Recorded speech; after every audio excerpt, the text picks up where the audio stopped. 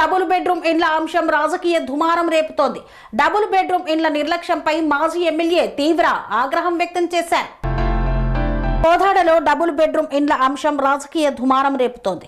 Double bedroom ఇండ్ల నిర్లక్ష్యంపై మాజీ MLA తీవ్ర స్థాయిలో ఫైర్ అయ్యారు.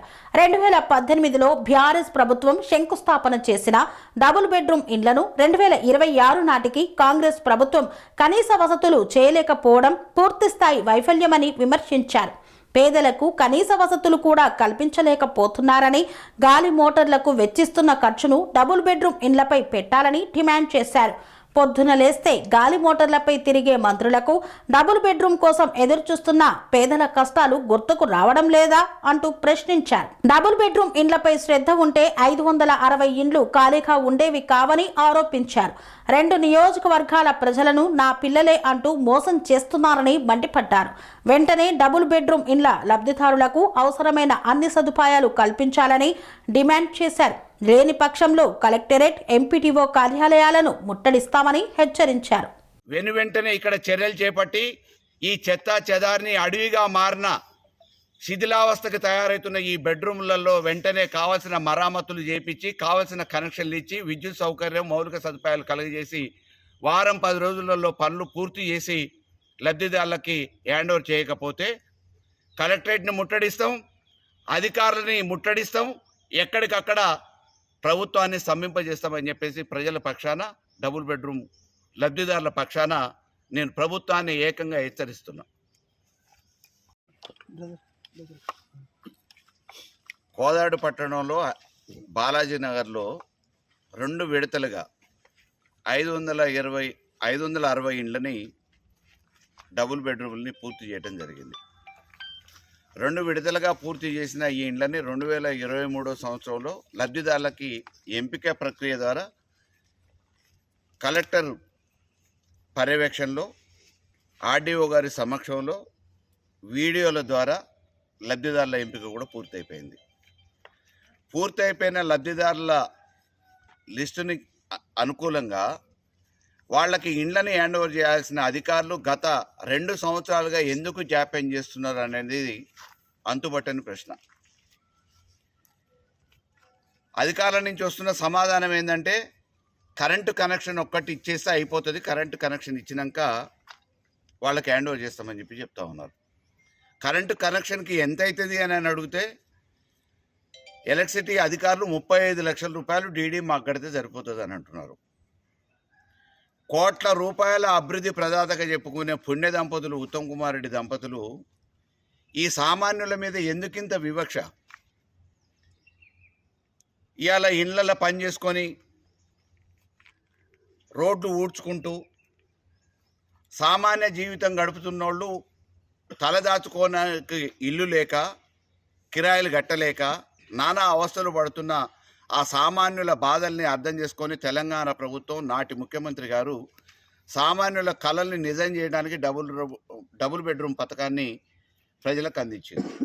దానికి అనుగుణంగా దాదాపుగా 75 కోట్ల రూపాయల నిధులతోని నిర్మాణం పూర్తి చేసి లబ్ధిదారుల ఎంపిక కూడా పూర్తి చేసి ఇచ్చిన వాటిని 35 లక్షల రూపాయలు ఎలక్ట్రిసిటీ డిపార్ట్మెంట్కి ఇబ్బంది పెడుతున్నారంటే ఉత్తమ్ కుమార్ రెడ్డి వారి దంపతులకి ప్రజల మీద ఉన్న మమకారం ఏంది? మాకు పిల్లలు జల్లలు లేరు, మీరే పిల్లలు అని చెప్పుకుంటున్న వాళ్ళు పిల్లలు అనాథలుగా రోడ్ల మీద చలికి, ఎండకి, వానకి తడుస్తూ ఎండుతూ ఇబ్బంది పడుతుంటే కళ్ళకు అవపడట్లేదా అనేది ఒకసారి ఆలోచించాల్సిన బాధ్యత ఉంది.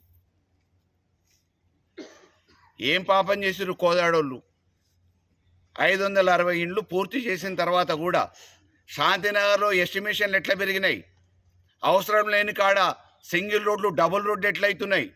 కమిషన్ల కోసం ఉపయోగపడే పనుల మీద ఉన్న శ్రద్ధ ప్రజలకి, సామాన్యులకు ఉపయోగపడే పనుల మీద ఎందుకు ఉండట్లేదు అనేది మేము ప్రశ్నిస్తున్నాం. ఈరోజు అధికారులు కూడా ఎందుకు మౌనం వహిస్తున్నారు? సామాన్యుల పట్ల మీ బాధ్యతను మీరు నిర్వహించాలి కదా. కలెక్టర్ గారు జోక్యం చేసుకొని ప్రభుత్వం నుంచే రావాల్సిన అవసరం లేదు, వారికి కేటాయించిన వారి పరిధిలో ఉన్న నిధుల్ని 35 లక్షల రూపాయలు కేటాయించి ఈ సామాన్యులకి వరంగా వాళ్ళకి చిరు జ్ఞాపికగా ఉంచలేరా? అవసరం లేని కాడ కోట్ల రూపాయల అభివృద్ధి అనే పేరు మీద టెండర్లలో మోసం జరుగుతూ ఉంది. ఎస్టిమేషన్లు పెంచుకుంటూ ఉన్నారు, కమిషన్లు దండుకుంటూ ఉన్నారు. అవన్నీ ప్రభుత్వ ధనం రేపో మాపో ఎప్పుడో విచారణ చేపడతాం. తప్పకుండా రేపు వచ్చే ప్రభుత్వంలో వాళ్ళను కూడా కటకటాలు వెనక్కి పంపిస్తాం. నిన్నగాక మొన్న అసెంబ్లీలో ప్రజెంటేషన్ పెడితే గంట సేపు ప్రజెంటేషన్కి 85 లక్షల రూపాయల ఖర్చు అయిందని చెప్పేసి చెప్తా ఉంది ప్రభుత్వం. అంటే ఒక గంట సేపు వాళ్ళ ప్రజెంటేషన్ ఇవ్వటానికి, తప్పుల తడుగ్గా ఉన్న నివేదికని సమర్పించడానికి, ప్రజల్ని మభ్యపెట్టి తప్పుదోవ పట్టియటానికి 85 లక్షల రూపాయలు ఒక గంట కోసం, పబ్లిసిటీ కోసం ఖర్చు పెట్టిన ఉత్తమ్ కుమార్ రెడ్డి 560 మంది ఈరోజు ఇబ్బంది పడుతూ ఉంటే ఒక 35 లక్షల రూపాయలు ప్రభుత్వ సొమ్ముని ఖర్చు పెట్టి డబుల్ బెడ్రూములు వాళ్ళకి హ్యాండ్ ఓవర్ చేయలేకపోతున్నారు అంటే ప్రభుత్వం ఏం చేస్తుంది? ఈ ప్రజల గురించి, కోదాడ పట్టణ ప్రజల గురించి, ఇక్కడ ఎంపికైనా ఎన్నికైనా అభివృద్ధి ప్రదాతలుగా పుణ్య దంపతులుగా చెప్పుకునే ఉత్తమ్ కుమార్ రెడ్డి దంపతులు ఏం చేస్తున్నారో, ఏం ఆలోచిస్తున్నారో ప్రజలు ఆలోచించాలి, ఓటర్లు ఆలోచించాలి. పొద్దున్న లేస్తే గాలి మోటార్లలో గాలిలో తిరిగే ఉత్తమ్ కుమార్ రెడ్డికి మరి ఇక్కడ డబుల్ బెడ్రూమ్లలో జరుగుతున్నాయి, ఇబ్బంది పడుతున్న సామాన్యుల బాధలు అర్థం కానట్టున్నది. ఇప్పటికైనా మేము చెప్తా ఉన్నాం, ప్రభుత్వం దృష్టికి తీసుకొస్తున్నాం.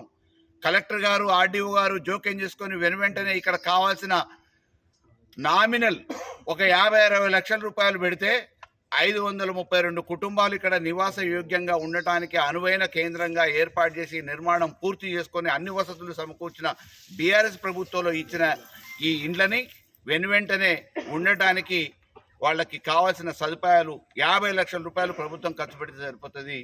మరి అభివృద్ధి ప్రదాతలు చెప్పుకుంటున్న ఉత్తమ్ కుమార్ రెడ్డికి దీని మీద ఎందుకు మెమకారం రావట్లేదు, వివక్ష జరుగుతుందో ఆలోచించి అధికారులు వెంటనే జోక్యం చేసుకొని ఇక్కడ కావాల్సిన కనీస సదుపాయాలు ఏర్పాటు చేసి ప్రజలకి వెంటనే లబ్ధిదారులకి ఇక్కడ ఉండటానికి కావాల్సిన ఏర్పాట్లు చేయాలని కోరుతున్నా.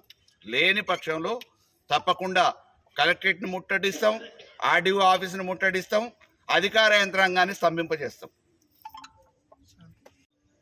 సామాన్య ప్రజలంటే చులకననా? ఎందుకు ఈ వివక్ష? కమిషన్లు వచ్చే పనుల మీద శ్రద్ధ సామాన్యులకు ఉపయోగపడే వాటి మీద ఎందుకు శ్రద్ధ లేదు అనేది ఉత్తమ్ దంపతులను అడుగుతున్నాం.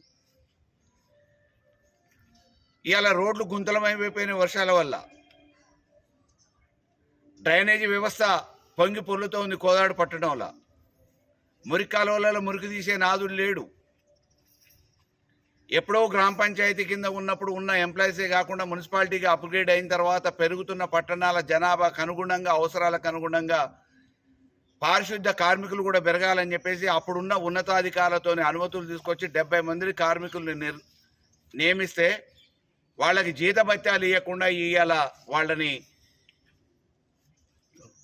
దౌర్భాగ్యంగా తొలగిస్తే ఇవాళ చెత్త తీసే నాదుడు లేడు. కోదాడ పట్టణం అపరిశుభ్రంగా తయారైంది.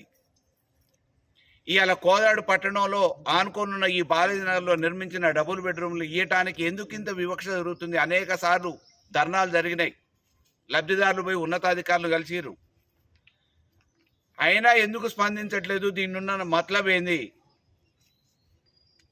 ఉజునాలో కాలోకట్ట పక్కన ఉత్తమ్ కుమార్ రెడ్డి గృహ నిర్మాణ శాఖగా మంత్రిగా ఉన్నప్పుడు 1000 కోట్ల రూపాయలు పెట్టి పేదలకు ఇస్తా అని చెప్పినాయి. దాదాపుగా ఇప్పటికీ 15-20 సంవత్సరాలు అవుతున్నా కనీసం పంపకానికి నోచుకోలేదు.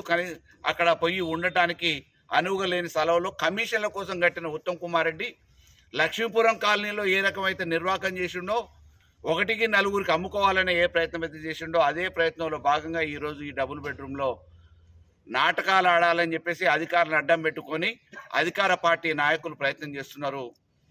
వెంటనే లబ్ధిదారులకి సరైన సదుపాయాలు కలగజేసి ఈ వారం రోజులలో ఇవ్వకపోతే ఆందోళన కార్యక్రమానికి శ్రీకారం చుడతామని చెప్పేసి అధికారులకి, ప్రభుత్వానికి హెచ్చరిక చేస్తా ఉన్నాం. అనురాగానికి అమ్మ ఆదర్శం, ఆరోగ్యానికి Shri Sai homeo stores and clinic. అనుభవం, అర్హత, అంకిత భావం కల డాక్టర్లచే చికిత్స. అన్ని రకాల ఆరోగ్య సమస్యలకు నమ్మకమైన ఎంపిక Shri Sai homeo stores and clinic. Diabetes, కీళ్ల నొప్పులు, సయాటికా, వెన్నుముక సమస్యలు, థైరాయిడ్, నిద్రలేమి, మానసిక సమస్యలు, ఋతు సమస్యలు, అన్ని రకాల దీర్ఘకాలిక వ్యాధులకు ప్రత్యేక హోమియో వైద్యం. అందరికీ అందుబాటులో అంతర్జాతీయ హోమియో వైద్యం Shri Sai homeo stores and clinic. మీ ఆరోగ్య సమస్య ఏదైనా ఇప్పుడు పరిష్కారం సాధ్యం. సైడ్ ఎఫెక్ట్ లేని వైద్యంతో సంపూర్ణ ఆరోగ్యం కొరకు సంప్రదించండి Shri Sai homeo clinic and stores, Bhavani Nagar, Ambedkar Nagar road, old Alwal, Secunderabad. సంప్రదించాల్సిన ఫోన్ నంబర్స్ 9000751751 మరియు 9000422525.